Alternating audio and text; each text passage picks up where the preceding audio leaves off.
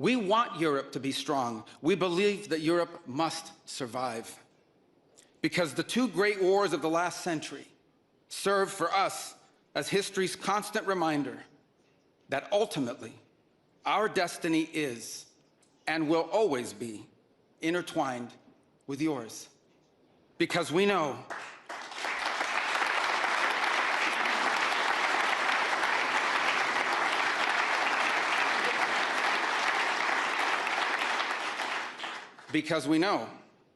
that the fate of Europe will never be irrelevant to our own. National security, which this conference is largely about, is not merely a series of technical questions. How much we spend on defense or where, how we deploy it, these are important questions, they are. But they are not the fundamental one. The fundamental question we must answer at the outset is, what exactly are we defending? Because armies do not fight for abstractions. Armies fight for a people. Armies fight for a nation. Armies fight for a way of life. And that is what we are defending. A great civilization that has every reason to be proud of its history, confident of its future, and aims to always be the master of its own economic and political destiny. It was here, in Europe, where the ideas that planted the seeds of liberty that changed the world were born. It was here, in Europe, where which gave the world the rule of law, the universities, and the scientific revolution. It was this continent that produced the genius of Mozart and Beethoven, of Dante and Shakespeare, of Michelangelo and Da Vinci, of the Beatles and the Rolling Stones.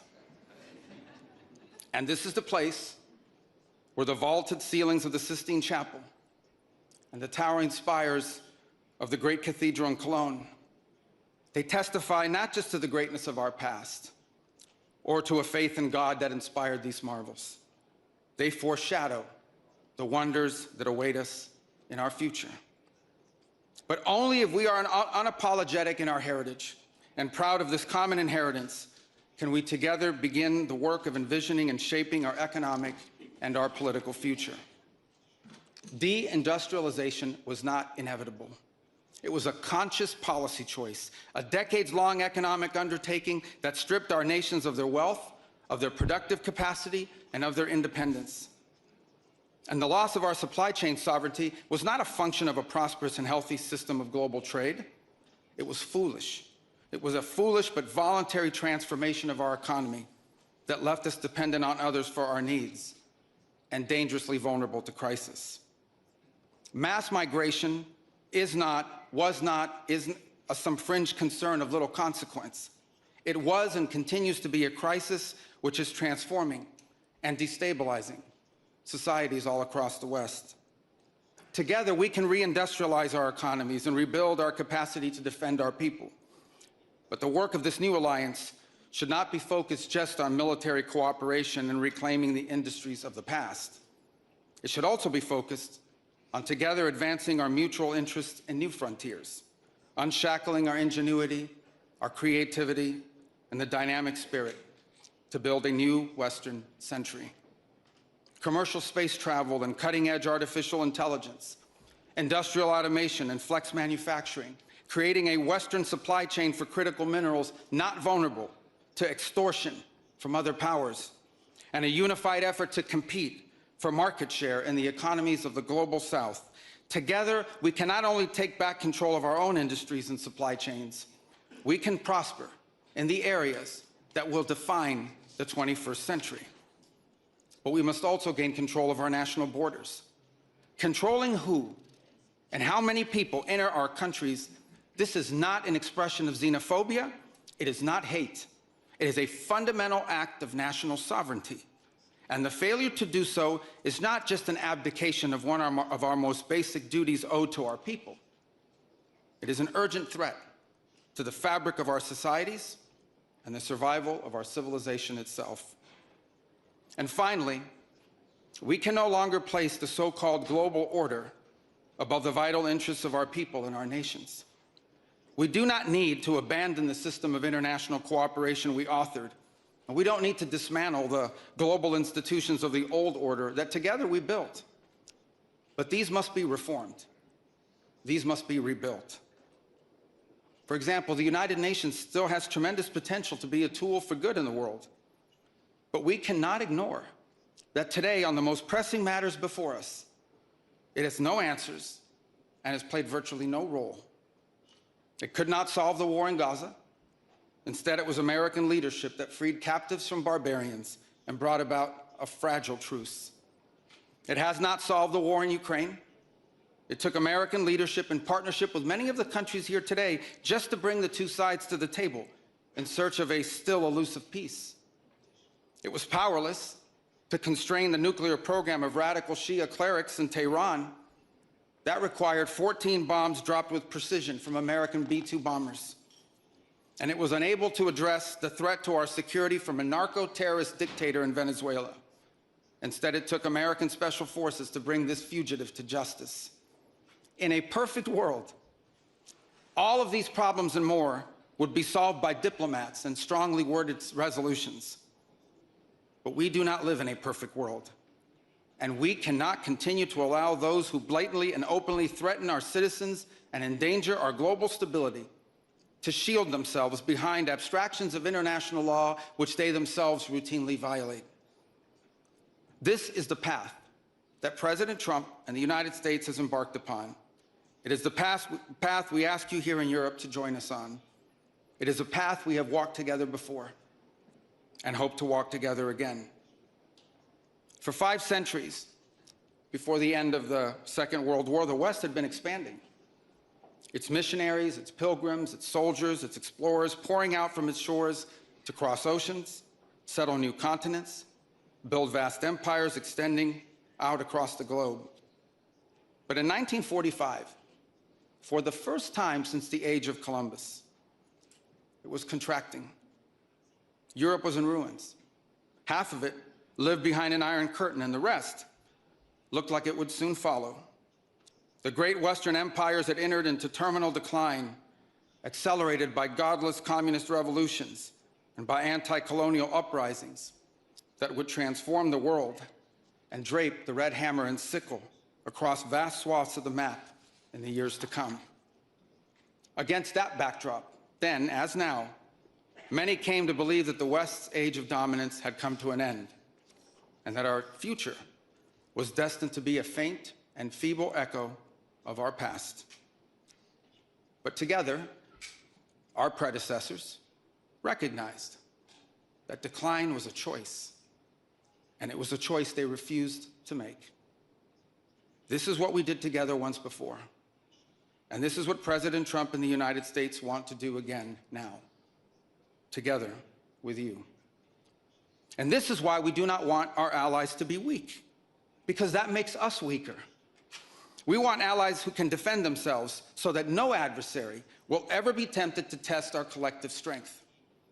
This is why we do not want our allies to be shackled by guilt and shame.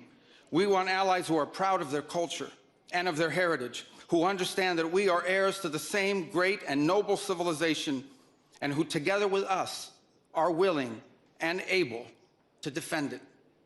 And this is why we do not want allies to rationalize the broken status quo rather than reckon with what is necessary to fix it. For we in America have no interest in being polite and orderly caretakers of the West's managed decline. We do not seek to separate, but to revitalize an old friendship and renew the greatest civilization in human history. What we want is a reinvigorated alliance that recognizes that what has ailed our societies is not just a set of bad policies, but a malaise of hopelessness and complacency. The alliance that we want is one that is not paralyzed into inaction by fear. Fear of climate change, fear of war, fear of technology. Instead, we want an alliance that boldly races into the future. And the only fear we have is the fear of the shame of not leaving our nations prouder, stronger, and wealthier for our children. An alliance ready to defend our people, to safeguard our interests, and to preserve the freedom of action that allows us to shape our own destiny.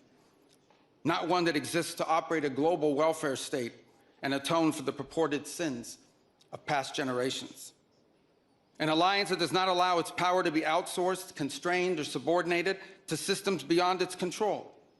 One that does not depend on others for the critical necessities of its national life. And one that does not maintain the polite pretense that our way of life is just one among many, and that asks for permission before it acts.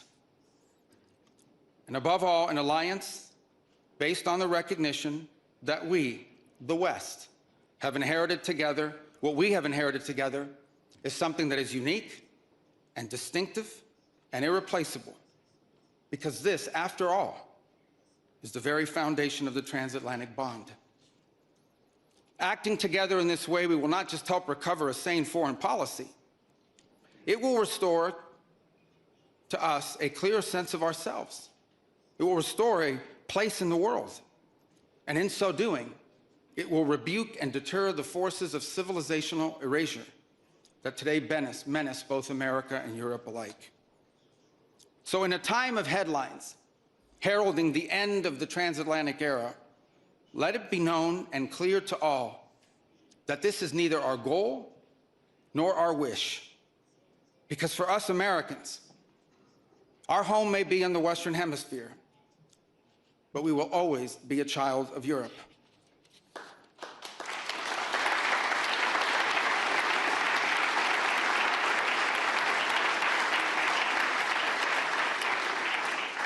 Our story began with an Italian explorer whose adventure into the great unknown to discover a new world brought Christianity to the Americas and became the legend that defined the imagination of our pioneer nation. Our first colonies were built by English settlers, to whom we owe not just the language we speak, but the whole of our political and legal system.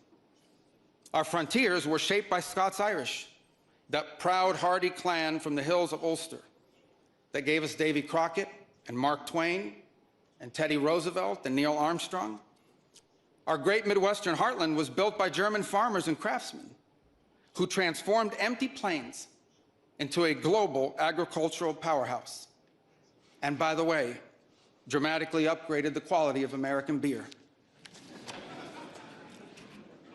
Our expansion into the interior followed the footsteps of French fur traders and explorers whose names, by the way, still adorn the street signs and town names all across the Mississippi Valley. Our horses, our ranches, our rodeos, the entire romance of the cowboy archetype that became synonymous with the American West. These were born in Spain. And our largest and most iconic city was named New Amsterdam before it was named New York. And you know that in the year that my country was founded, Lorenzo and Catalina Giraldi lived in Casal Monferrato in the Kingdom of Piedmont, Sardinia. And Jose and Manuela Reina lived in Sevilla, Spain. I don't know what, if anything, they knew about the 13 colonies which had gained their independence from the British Empire. But here's what I'm certain of. They could have never imagined that 250 years later, one of their direct descendants would be back here today on this continent as the chief diplomat of that infant nation. And yet here I am, reminded by my own story that both our histories and our fates will always be linked. Together, we rebuilt a shattered continent in the wake of 2 devastating world wars. When we found ourselves divided once again by the Iron Curtain, the Free West linked arms with the courageous dissidents struggling against tyranny in the East to defeat Soviet communism. We have fought against each other, then reconciled, then fought, then reconciled again. And we have bled and died side by side on battlefields from Kapyong to Kandahar. And I'm here today to leave it clear that America is charting the path for a new century of prosperity, and that once again, we want to do it together with you, our cherished allies and our oldest friends.